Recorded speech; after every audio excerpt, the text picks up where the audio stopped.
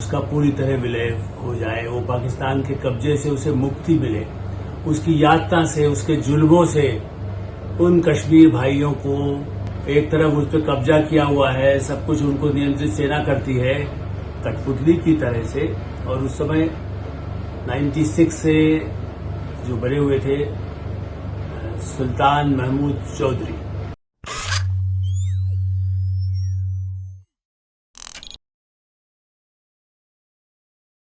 नमस्कार, मैं हूं आलोक मेहता।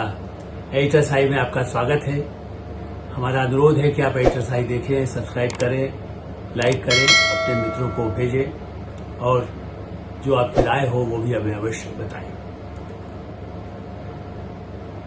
पाकिस्तान ऑक्युपाइड कश्मीर, सही माने में तो उसे गुलाम बना करके रखा हुआ है हमारे भारतवासियों को, उस इलाके में जो पाकिस्तान ने कब्जा किया हुआ है।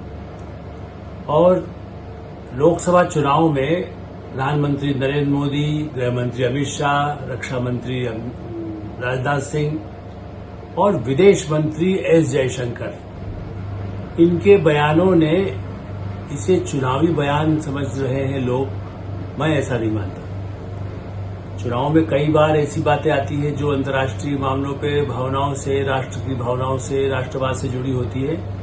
ये निश्चित रूप से मुद्दा होता है, लेकिन ये कहना कि हाँ अब भारत धीरे धीरे ऐसी स्थिति में आ रहा है, या ये कहिए कि पाकिस्तान ऑक्युपाइड, पाकिस्तान अधिकृत कश्मीर ऐसी स्थिति में आ रहा है कि अब वहां की जनता ही चाहेगी कि भारत से उसका पूरी तरह विलय हो जाए, वो पाकिस्तान के कब्जे से उसे मुक्ति मिले, उसकी यातना से, उसके जुल्मों से।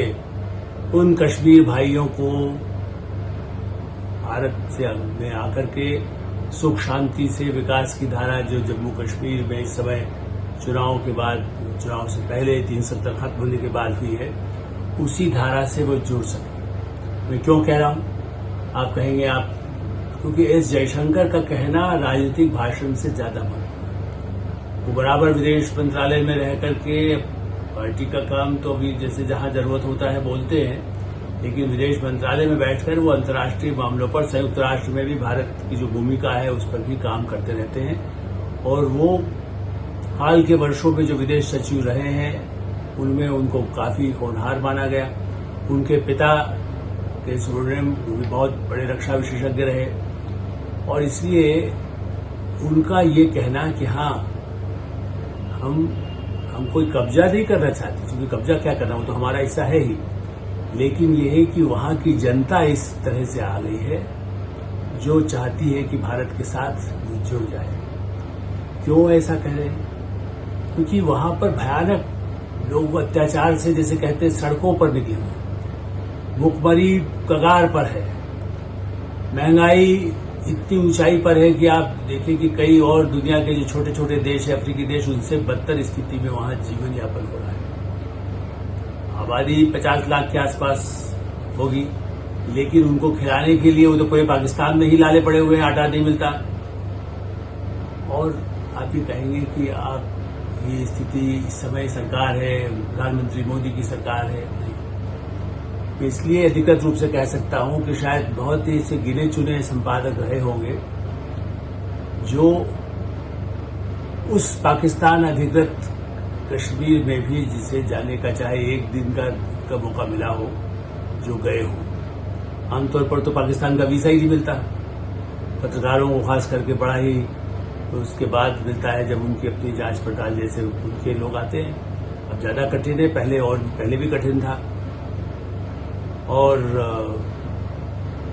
हमारे राजेंद्र माथुर एक बार चाहते थे कि पाकिस्तान में ही पोस्टिंग हो जाए, तब तो मैं संपादक नहीं बना था, लेकिन राजनीतिक संवाददाता था, तो लेकिन उस समय भारत सरकार के साथ और पाकिस्तान की सरकार की सहमति नहीं बनी, भारत के 4 पत्रकार वहां रह सके।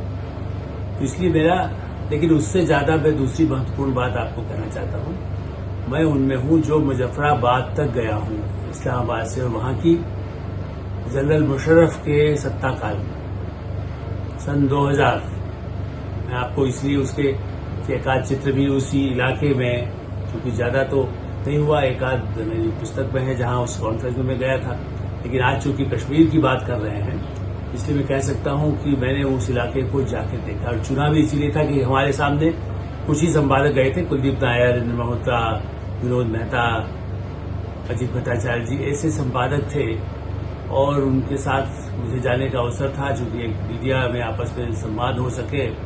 जबकि जनरल मुशर्रफ भी आए उस समय, उसमें वो अपनी बात कहने के लिए, और तीखे सवाल भी मैंने भी पूछे थे, कुछ और सवाल भी हुए थे। इसलिए आप अंदाज लगा सकते हैं कि वार्ताओं का दौर जो दिल्ली में, आगरा में हुआ, वो अब जगह है। लेकिन वहां उस मौके पर जब हमें जाने का अवसर मिला, सुमित चक्रवर्ती, एक तरुण बसु जो IANS जो एक एजेंसी है, पहले वो अखबारों के भी संपादक रहे हैं, और सुमित चक्रवर्ती, उनका नाम भी मेन स्ट्रीम के, उनके पिता निखिल चक्रवर्ती भी हमारे एडिटर्स गिल्ड के अध्यक्ष रहे, मैं भी एडिटर्स गिल्ड का पदाधिकारी था। इस नाते मुजफ्फराबाद जब चॉइस थी कि तक्षशिला जाए या मुजफ्फराबाद जाना जो चाहे, उनको लगा था लोग प्राचीन है तो कुछ संपादक और भी जो कुछ थे वो लोग तो उधर गए, लेकिन हम कुछ 2-4 लोग हमने तय किया कि नहीं, ऐसे मौके कहाँ मिलते हैं जब वहां जाया जा सके और अपने हिसाब से थोड़ा चले जाए। ठीक है, उनका तो सैनिक अधिकारी तो आसपास रहेगा, चूंकि वो सैन्य, जैसे कह सकते हैं, आधिपत्य में ही वो इलाका है। कहने को दिलचस्प बात यह है कि वहां प्रधानमंत्री, राष्ट्रपति अपना होता है। भाई देखिए, एक तरफ उस पर कब्जा किया हुआ है, सब कुछ उनको नियंत्रित सेना करती है कठपुतली की तरह से। और उस समय 96 से जो बने हुए थे सुल्तान महमूद चौधरी, ये उनसे हमारी मुलाकात भी हुई। वो अपना सफाई देते रहे, रोना गाना जैसा होता है थोड़ा बहुत, एक ये से बड़ा ही वो जनता है, पार्टी के नेता हों, लेकिन बेसिकली तो कठपुतली जैसे प्रधानमंत्री और तथाकथित, वो बाद में तो उसके लिए राष्ट्रपति पद पर भी उनको बिठा दिया गया। ये देखिए कि पाकिस्तान में प्रधानमंत्री, वैसे कश्मीर में भी पहले इसलिए सदर रियासत, क्योंकि अंग्रेज जो बांट करके गए, उन्होंने ऐसी स्थिति क्रिएट की थी कि, और इसीलिए उन सब की, चीन की, अमेरिका की भी एक समय पाकिस्तान को भी मदद मिलती रही। ये तो आप मानेंगे, न्यूक्लियर बम बनाने तक में अमेरिका वैसे भारत के ऊपर प्रतिबंध लगा रहा था, लेकिन फिर पाकिस्तान को भी चाहा कि इंडिया आज न्यूक्लियर हो रहा है। बहरहाल, तो मैं कह रहा हूं, मुजफ्फराबाद में जो हमने जाकर के देखा था उस समय, ये सन 2000 जुलाई की बात है, समझिए इस समय जून आ रहा है और ऐसी स्थिति में जुलाई की बात है। कॉन्फ्रेंस के बाद हम गए और रास्ता भी कश्मीर का इलाका बाय रोड जाना था, पूरा आधा दिन ज्यादा लगा वहां से, इस्लामाबाद से।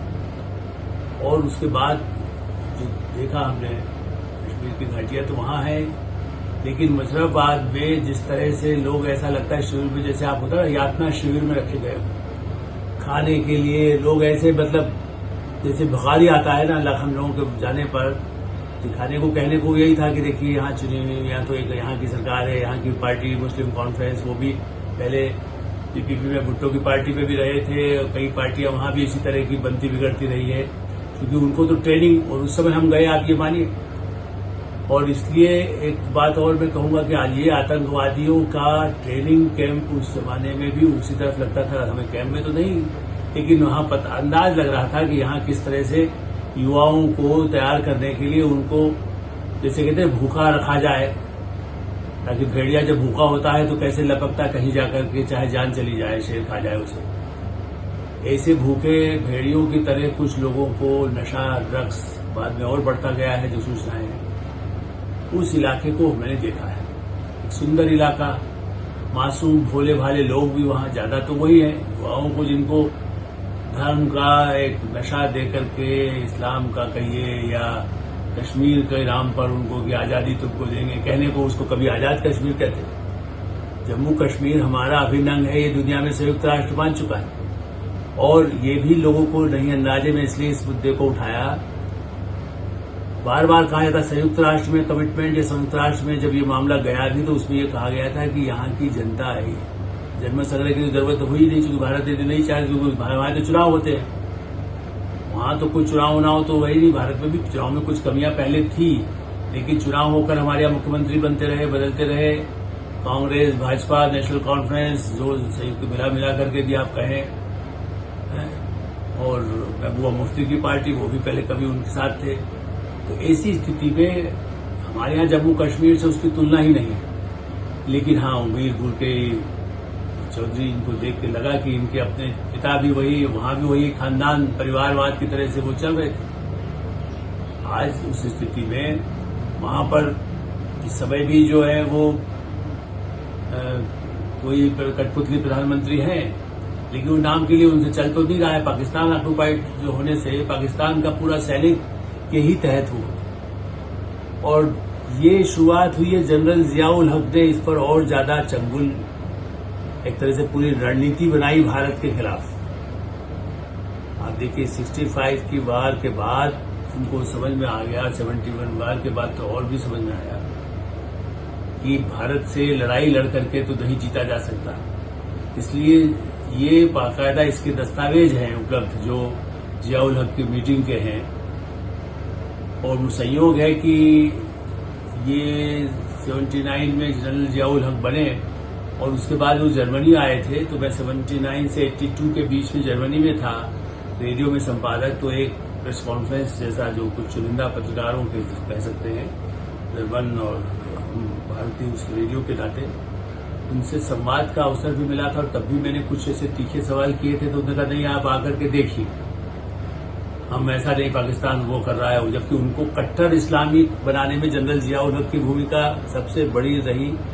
जैसे आप कैसे बना ही वो देश धर्म के नाम पर, इस्लाम के नाम पर, लेकिन सैनिक ताज आए, भुट्टो आए, कभी कोई मॉडर्न, एक तरफ अंग्रेजों का, जैसे आप भी मानते ही हैं कि जिन्ना तो अंग्रेज की तरह से ही थे, शराब और सिगार वो तो उनकी पहचान थी, उन्होंने बनाया भी और उसके बाद भी वो कोई ज्यादा समय तो रहे नहीं, लेकिन उनकी तमन्ना उन्होंने पूरी कर ली, देश का बंटवारा करा दिया जिद में अपनी। तो ऐसे धर्म जियाउल हक ने बाकायदा सैनिकों की, अपने नेताओं की बैठक बुला करके सत्ता में आने के बाद ये योजनाएं 79-80 से बनाना शुरू किया था। और इसीलिए आतंकवादियों की शुरुआत यदि आप देखें तो उसके बाद धीरे धीरे वही 5-7 साल 8 साल बाद जाकर के वो बढ़ता रहा, और फिर वो आतंकवाद ने कश्मीर को और ज्यादा, हमारे जम्मू कश्मीर को प्रभावित किया। तो आतंकवाद की कीमत जो है वो देना तालिबान को, या कट्टर इस्लामी का आधार पर ऐसे अफगानिस्तान में भी तालिबान तैयार करने के लिए अमेरिका तो जिम्मेदार है ही, लेकिन उससे ज्यादा पाकिस्तान के जियाउल हक के समय से जिम्मेदार है। उन्होंने इन सबको तैयार करने में धर्म के नाम पर एक अलग फौज, अपनी फौज के साथ साथ एक अत्याचार के लिए एक फौज तालिबान कट्टरपंथी, जो जदीद बिल्कुल धर्म के आधार पर शासन अफगानिस्तान में भी करे, और धर्म भी नहीं, धर्म में तो ऐसा कहीं लिखा नहीं होता है कि महिलाओं पर अत्याचार करें। ईरान में, तो मैं ईरान गया हूं, लेकिन वहां ऐसा नहीं है कि उस तरह से उतना अत्याचार हो रहा हो। हाँ, वहां के कुछ कानून ऐसे हैं कड़े आज भी, बुर्का और ये सब, लेकिन जितना जुल्म पाकिस्तान में हो रहा है वैसा मुझे ईरान में नहीं दिखाई दिया। वो भी खैर बहुत पुरानी बात है। ऐसी स्थिति में मुझे ऐसा लगता है कि अब पाकिस्तान ऑक्युपाइड कश्मीर धीरे धीरे आतंकवाद से वो खुद प्रभावित हुआ। वहां के युवा तंग हैं, वहां की महिलाएं तंग हैं, वहां की जनता अत्याचार से हाहाकार कर रही है। अंतर्राष्ट्रीय एजेंसी पूरे पाकिस्तान के लिए कह चुकी हैं, जो वित्तीय IMF है, कि जहां उसको 121 अरब डॉलर मतलब उसकी जरूरत हो, वहां उसके पास 2 अरब डॉलर के करीब ही देशी मुद्रा का भंडार है। उसको लेने के लिए, बाहर से मंगाने के लिए भी उसके पास पैसा नहीं है कि लोगों को खाना दे सके। इतनी बुरी हालत पाकिस्तान में है, तो उस पाकिस्तान ऑक्युपाइड कश्मीर को खिलाने की स्थिति कहाँ है? तो जो प्रदर्शन वहां हो रहे हैं, अभी कुछ हफ्ते पहले, अभी भी लगातार चलते रहते हैं विरोध, नारेबाजी, आप टीवी में भी कभी देखते होंगे, चैनल्स पे भी देखते होंगे।